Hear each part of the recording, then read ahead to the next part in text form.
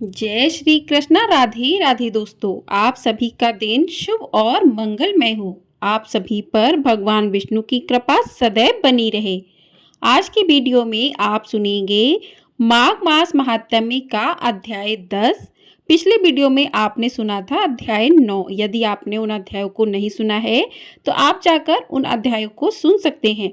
और आपको हमारी चैनल पर माघ मास के प्रतिदिन अध्याय सुनाए जाएंगे। यदि आप इन अध्यायों को सुनना चाहते हैं तो चैनल को सब्सक्राइब जरूर कर लीजिएगा, जिससे आपको सभी वीडियो समय से प्राप्त हो सके। तो आज के अध्याय में यमदूत कहने लगा कि जो कोई प्रसंगवश भी एकादशी के व्रत को करता है वह दुखों को प्राप्त नहीं होता। मास की दोनों एकादशी भगवान पद्मनाभ के दिन है। जब तक मनुष्य इन दिनों में व्रत नहीं करता उसके शरीर में पाप बने रहते हैं। हजारों अश्वमेध सैकड़ों वाजपेयी यज्ञ एकादशी व्रत की 16वीं कला के बराबर भी नहीं है। एकादशी के दिन व्रत करने से 11 इंद्रियों से किए गए सब पाप नष्ट हो जाते हैं। गंगा, गया, काशी, पुष्कर, कुरुक्षेत्र, यमुना, चंद्रभागा कोई भी एकादशी के तुल्य नहीं है। इस दिन व्रत करके मनुष्य अनायास की वैकुंठ लोक को प्राप्त करता है। एकादशी को व्रत और रात्रि जागरण करने से माता पिता और स्त्री के कुल की 10-10 पीढ़ियां उद्धार पाती हैं और वह पीताम्बर धरी होकर भगवान के निकट रहती हैं। बाल, युवा और वृद्ध सब तथा पापी भी व्रत करने से नरक में नहीं जाते।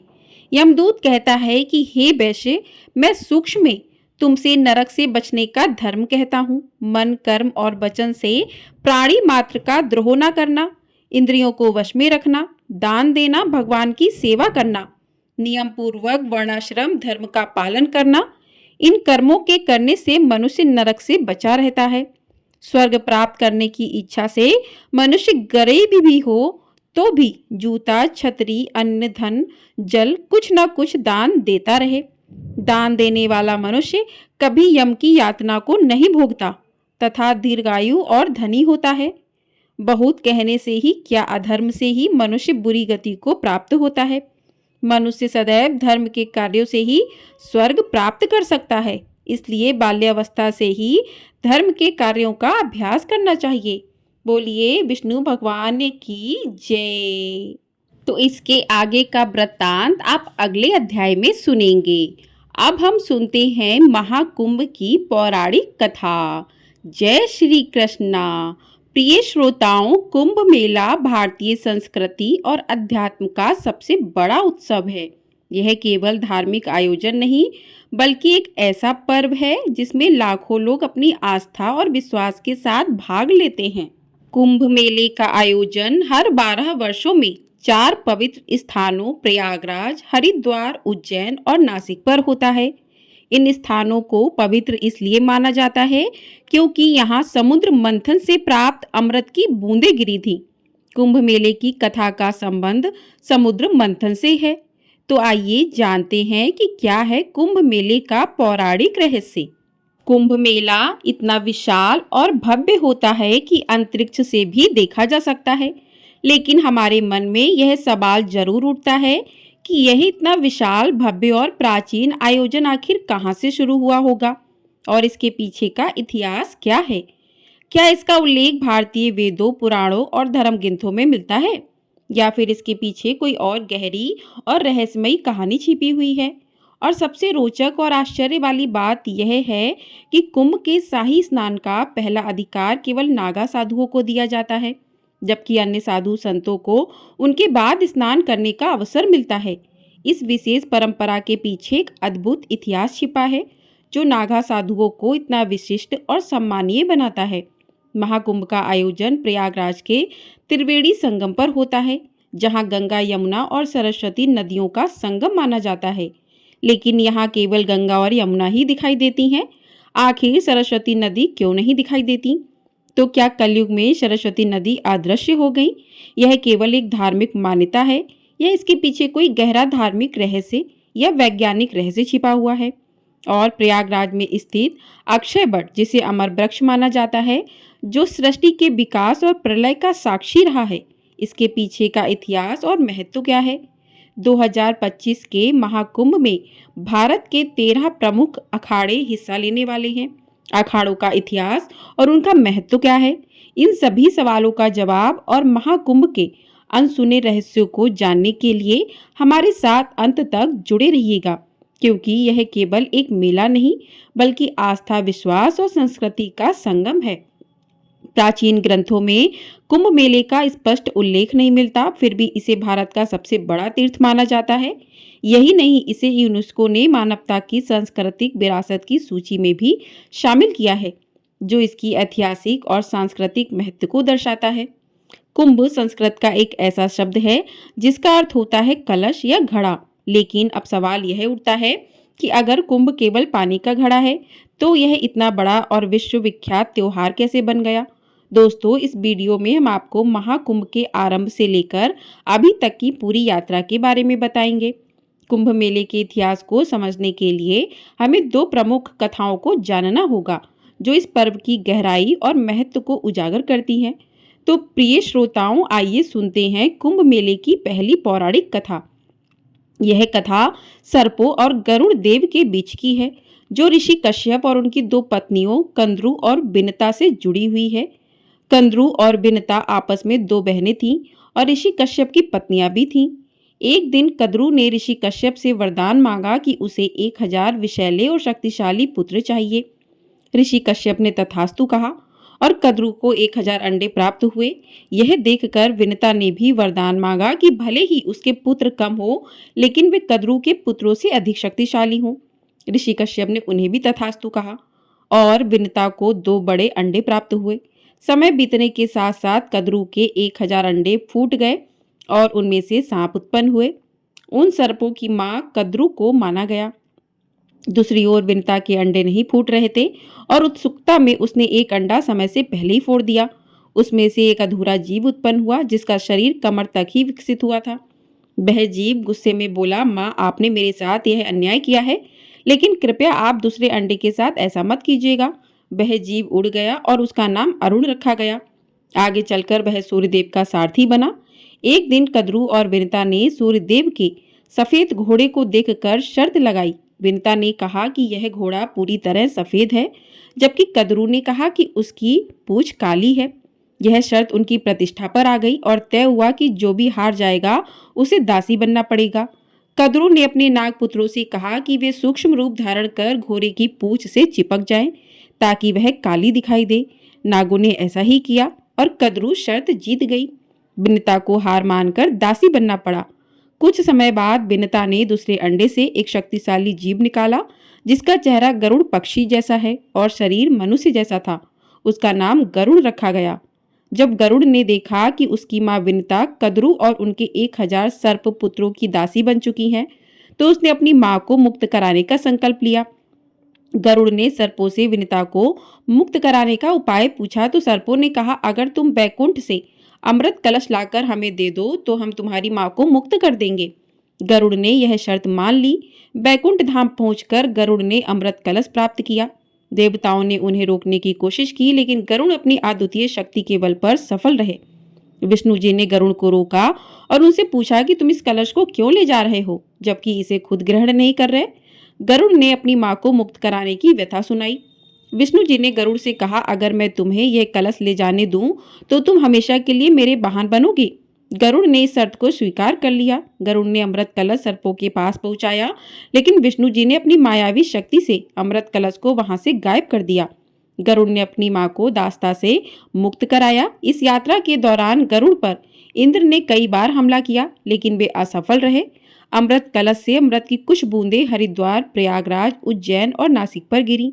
यही कारण है कि इन 4 पवित्र स्थलों पर कुंभ मेले का आयोजन होता है। बोली भगवान विष्णु की जय। तो इस प्रकार से पहली कथा पूर्ण हुई। आइए अब सुनते हैं महाकुंभ से जुड़ी सबसे लोकप्रिय दूसरी पौराणिक कथा, समुद्र मंथन की कथा, जिसे देवताओं और असुरों के बीच हुआ एक महान प्रयास माना जाता है। विष्णु पुराण के अनुसार एक बार दुर्वासा ऋषि ने एक दिव्य माला बनाई और इसे देवराज इंद्र को भेंट किया, लेकिन इंद्र अपने अहंकार में डूबे हुए थे और उन्होंने उस माला को अपने ऐरावत हाथी के मस्तक पर रख दिया। ऐरावत ने वह माला जमीन पर गिरा दी और अपने पैरों से कुचल डाला। महर्षि दुर्वासा ने इसे अपना अपमान समझा और क्रोधित होकर इंद्र को शाप दे दिया कि उनका वैभव नष्ट हो जाएगा और सभी देवता अपनी शक्तियों को खो देंगे। इस शाप के बाद देवता कमजोर हो गए और असुरों से पराजित हो गए। अपने वैभव और शक्तियों को पुनः प्राप्त करने के लिए ब्रह्मा जी ने देवताओं को सुझाव दिया कि वे असुरों के साथ मिलकर समुद्र मंथन करें। इस मंथन से अमृत निकलेगा जिसे ग्रहण कर वे अमर हो जाएंगे। यह बात जब देवताओं ने असुरों के राजा बलि को बताई तो वे भी समुद्र मंथन के लिए तैयार हो गए। बासुकी नाग की नेति बनाई गई और मंत्राचल पर्वत की सहायता से सावन के महीने में ही समुद्र मंथन किया गया। अमृत का कुंभ यानी कलश मिलते ही असुरों और देवों में युद्ध हो गया। वामन पुराण के अनुसार आचार्य बृहस्पति ने इंद्र के पुत्र जयंत को संकेत दिया कि वह अमृत कुंभ लेकर भाग जाए। दैत्य अमृत कुंभ के लिए उसका पीछा 12 दिन तक करते रहे, जो कि 12 वर्षों के बराबर था, क्योंकि उस समय पृथ्वी का एक वर्ष देवताओं के एक दिन के बराबर था। युद्ध के समय अमृत कुंभ से त्रिलोक के 12 स्थानों पर अमृत की बूंदें गिरी। इनमें से 8 स्थान देवलोक में और 4 स्थान पृथ्वी लोक पर स्थित हैं। हरिद्वार, प्रयागराज, उज्जैन और नासिक यही वह पवित्र स्थान है जहां अमृत की बूंदों के कारण कुंभ मेले का आयोजन शुरू हुआ। लेकिन कहानी का सबसे महत्वपूर्ण हिस्सा जिसे जानना आपके लिए बहुत ज़रूरी है वो अभी बाकी है कि श्रीमद् भागवत पुराण के अनुसार कुंभ का जो विवरण है उसके अनुसार सागर से समुद्र मंथन में 14 रत्न निकले थे, जिनमें सबसे पहले हलाहल या कालकूट विष निकला था। इस विष की ज्वाला इतनी तीव्र थी कि सभी देवता और दानव इससे जलने लगे थे। तब भगवान शिव ने देवता, दानव और समस्त सृष्टि की रक्षा के लिए विष को खुद पी लिया था। विष की तीव्र जलन के कारण शिव जी का कंठ नीला पड़ गया था, इसलिए शिव जी का एक नाम नीलकंठ पड़ गया। विष की ज्वाला को कम करने के लिए सभी देवताओं और दानवों ने शिव जी को शीतल जल चढ़ाया। इसके बाद उनके शरीर का ताप और जलन कम हुआ। यही कारण है कि सावन में शिव जी का जलाभिषेक किया जाता है। ऐसा कहा जाता है कि जब शिव जी ने समुद्र मंथन से निकले हलाहल विष को ग्रहण किया तो उसकी कुछ बूंदें धरती पर गिर गई। जिन घास की पत्तियों पर यह बूंदें गिरी उन्हें सांप ने चाट लिया, जिससे सांप की जीभ बीच से कट गई। वही कुछ विष की बूंदों को बिच्छू और अन्य विषैले जीवों ने भी ग्रहण कर लिया। इसी कारण यह जीव जहरीले हो गए। इसके बाद कामधेनु गाय, उच्च श्रवा, घोड़ा, ऐरावत हाथी, कौस्तुभमणि, कल्पवृक्ष, अप्सरा रंभा, माता लक्ष्मी, बारुणी, चंद्रमा, 5 झन्ने, शंख, पारिजात वृक्ष, सारंग धनुष, अमृत कलश अर्थात अमृत कुंभ निकला, जिसे विश्व मोहिनी बनकर भगवान विष्णु ने देवताओं को पिला दिया। इसकी बूंदें हरिद्वार की गंगा नदी, प्रयागराज के त्रिवेणी संगम, गंगा, यमुना और सरस्वती, उज्जैन की शिप्रा नदी और नासिक की गोदावरी नदी में गिरी। जहां अमृत की बूंदें गिरी वहीं कुंभ मेले का आयोजन शुरू हो गया। प्रयागराज में जहां महाकुंभ का आयोजन होता है वहां गंगा और यमुना का संगम तो साफ देखा जा सकता है, लेकिन सरस्वती नहीं दिखाई देती। फिर भी इसे त्रिवेणी संगम कहा जाता है। तो प्रिय श्रोताओं, अब हम इस सवाल का जवाब जानेंगे कि सरस्वती नदी अदृश्य क्यों हो गई। इसके पीछे की वजह जानने के लिए हमें इतिहास और पौराणिक कथाओं में झांकना होगा। महाभारत के शल्य पर्व में सरस्वती नाम से नदियों का उल्लेख मिलता है। श्रीमद् भागवत पुराण में सरस्वती नदी के प्रवाह और उसके स्थानांतरण की एक रोचक कथा का वर्णन है। पुराणों के अनुसार प्राचीन काल में सरस्वती नदी स्वर्ण भूमि में बहा करती थी। कालांतर में इस भूमि का नाम स्वर्ण राष्ट्र हो गया और धीरे धीरे यह सौराष्ट्र कहलाने लगा। उस समय सौराष्ट्र का क्षेत्र प्राचीन मारवाड़ तक फैला हुआ था और सरस्वती नदी इसी भूमि में प्रवाहित होती थी। यहाँ नित्य सरस्वती की पूजा और अर्चना होती थी। लेकिन समय के साथ इस प्रदेश के लोग यवनों के संपर्क में आ गए और उनके आचार विचार को अपनाने लगे। इससे दुखी होकर सरस्वती जी ने ब्रह्मा जी से अनुमति मांगी और मारवाड़ और सौराष्ट्र छोड़कर प्रयाग में आकर वास करने लगी। कहा जाता है कि सरस्वती के यहाँ से चले जाने के बाद यह समृद्ध भूमि धीरे धीरे मरुस्थल में बदल गई और यही मरुस्थल आज राजस्थान के नाम से जाना जाता है।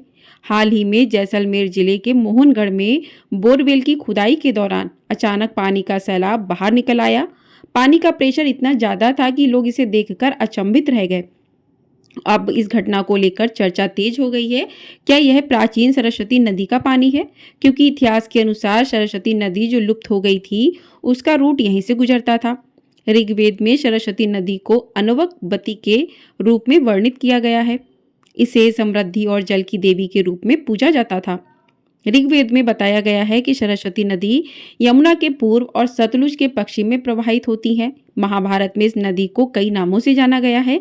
सरस्वती नदी मरुस्थल में सूख गई थी। महाभारत के विवरणों में भी इसे विलुप्त होने का वर्णन है। यह वही नदी है जिनके किनारे ब्रह्मवर्त और कुरुक्षेत्र जैसे प्राचीन स्थल बसे हुए थे। महाभारत में यह भी उल्लेख मिलता है कि बलराम ने द्वारका से मथुरा तक की यात्रा सरस्वती नदी के माध्यम से की थी। इसके अलावा यादवों के पार्थिव अवशेषों को इसी नदी में प्रवाहित किया गया था।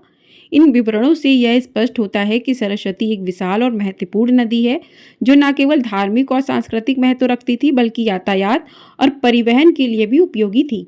वैदिक काल में एक और नदी का उल्लेख मिलता है जिसे दृष्टदती कहा जाता था। यह सरस्वती नदी की सहायक नदी थी और हरियाणा से होकर बहती थी। समय के साथ जब भीषण भूकंप आए और हरियाणा तथा राजस्थान की धरती के नीचे से पहाड़ ऊपर उठे तो नदियों का बहाव बदल गया और दृष्टदती नदी ने अपनी दिशा बदल ली। आज इसे यमुना नदी के नाम से जाना जाता है। यह सरस्वती नदी के साथ मिलकर बहने लगी और इसी कारण प्रयागराज में 3 नदियों के संगम को त्रिवेणी संगम कहा जाता है। महर्षि वेदव्यास ने इसे तीर्थराज प्रयाग का नाम दिया, जो गंगा, यमुना और आदर्श सरस्वती के संगम का पवित्र स्थल है। यह स्थान न केवल धार्मिक बल्कि ऐतिहासिक और सांस्कृतिक दृष्टि से भी अद्वितीय है। प्राचीन ग्रंथों में कुंभ का अर्थ केवल एक साधारण कलश है, लेकिन यही साधारण शब्द दुनिया का सबसे बड़ा धर्म और संस्कृति का अमर प्रतीक बन गया। दरअसल कुंभ मेले का उल्लेख वैदिक ग्रंथों, सूत्र साहित्य, महाकाव्य, पुराण ग्रंथों, स्मृतियों, धर्मशास्त्रों में नहीं मिलता है। ऐतिहासिक किताबों में इसे माघ मेला या प्रयाग स्नान के नाम से जाना जाता है। कुंभ मेले में शाही स्नान का विशेष महत्व है। पवित्र नदियों में स्नान करना हिंदू मान्यताओं का अहम हिस्सा है। तो 2025 में कुंभ मेला प्रयागराज में आयोजित किया जा रहा है। इसकी शुरुआत 14 जनवरी 2025 को मकर संक्रांति से होगी और यह 25 फरवरी 2025 तक चलेगा। इस दौरान करोड़ों श्रद्धालु संगम में स्नान करेंगे और मोक्ष की कामना करेंगे। कुंभ मेला 2025 न केवल एक धार्मिक आयोजन है, बल्कि ये आस्था, एकता और भारतीय संस्कृति का सबसे बड़ा पर्व है। यह हमें समुद्र मंथन की कथा से प्रेरणा लेकर संघर्ष और धैर्य का संदेश देता है। अगर आप आध्यात्मिकता की तलाश में हैं या भारतीय संस्कृति की गहराइयों को समझना चाहते हैं, तो आप कुंभ मेला में भाग ले सकते हैं और एक अद्भुत अनुभव होगा। तो अगर आप लोग भी कुंभ मेले में स्नान करना चाहते हैं, मोक्ष प्राप्ति चाहते हैं, तो आप भी जाकर कुंभ मेले में स्नान कर सकते हैं। इसी के साथ इस वीडियो को करते हैं यहीं पर समाप्त। मिलते हैं अगली वीडियो में। आपको ये वीडियो पसंद आई हो तो वीडियो को लाइक, शेयर, चैनल को सब्सक्राइब जरूर कर लीजिएगा। आपको हमारे चैनल पर इसी प्रकार से माघ मास महात्म्य के अध्याय प्रतिदिन सुनाए जा रहे हैं, तो उन अध्यायों को सुनने के लिए चैनल को सब्सक्राइब अवश्य कर लीजिएगा और कमेंट बॉक्स में जय श्री कृष्ण अवश्य लिखिएगा। जय श्री कृष्ण। राधे राधे दोस्तों।